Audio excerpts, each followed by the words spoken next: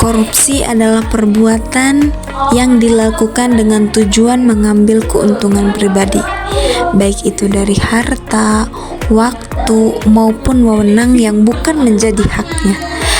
Nah, dalam ajaran Islam, korupsi jelas dilarang dan termasuk dalam salah satu perbuatan merugikan.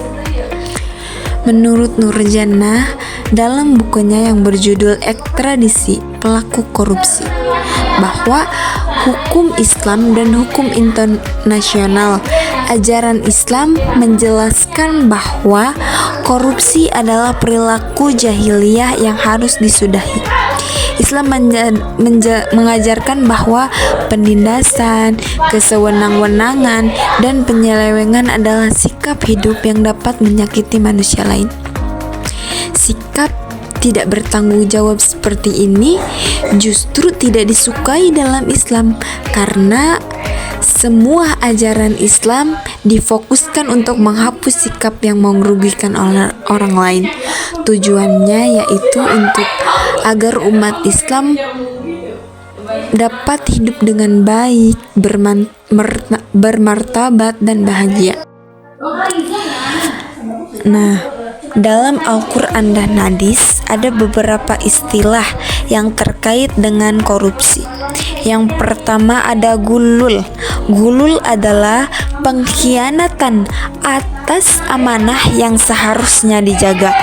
Awalnya, gulul merupakan istilah yang digunakan bagi penggelapan harta rampasan perang sebelum dibagikan.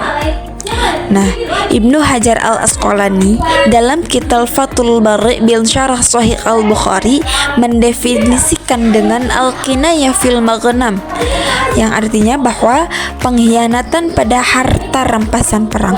Hukuman atas kejahatan ini disebutkan dalam Al-Quran surat Al-Imran ayat 161 yang berbunyi, A'udzu billahi minasyaitonir rajim. Bismillahirrahmanirrahim.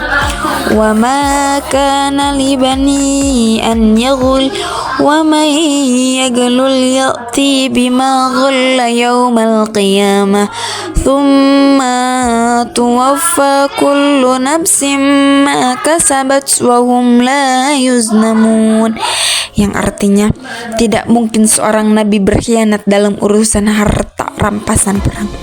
Barang siapa yang berkhianat dalam urusan rampasan perang itu, maka pada hari kiamat ia akan datang membawa apa yang dikhianatinya. Kemudian tiap-tiap diri akan diberi pembalasan tentang apa yang dikerjakan dengan pembalasan setimpal, sedang mereka tidak dianiaya. Nah, yang menjadi pertanyaannya adalah bagaimana pandangan Islam tentang korupsi? Nah, jadi hukum Islam ini menyebutkan tindakan korupsi dengan istilah jarimah atau jinayah, bahwa kedua istilah ini mempunyai pengertian yang sama, yaitu perbuatan yang dilarang hukum Islam, baik perbuatan itu mengenai jiwa, harta, atau yang lainnya.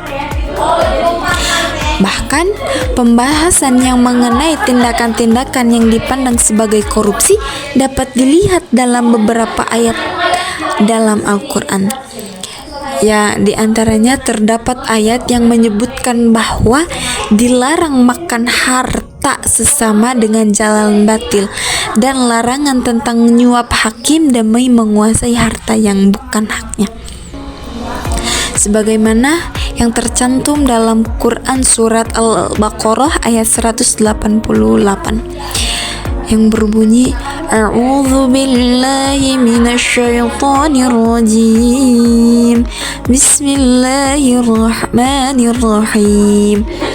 Wala ta'kulu amwalakum bainakum bil batili wa tudlu biha illal hukami lita'kulu fariqan min amwalin nasi bil ismi wa antum ta'lamun. yang artinya, dan janganlah kamu memakan harta di antara kamu dengan jalan yang batil, dan janganlah kamu menyuap dengan harta itu kepada hakim dengan maksud agar kamu dapat memakan sebagian harta orang lain dengan jalan dosa, padahal kamu mengetahuinya.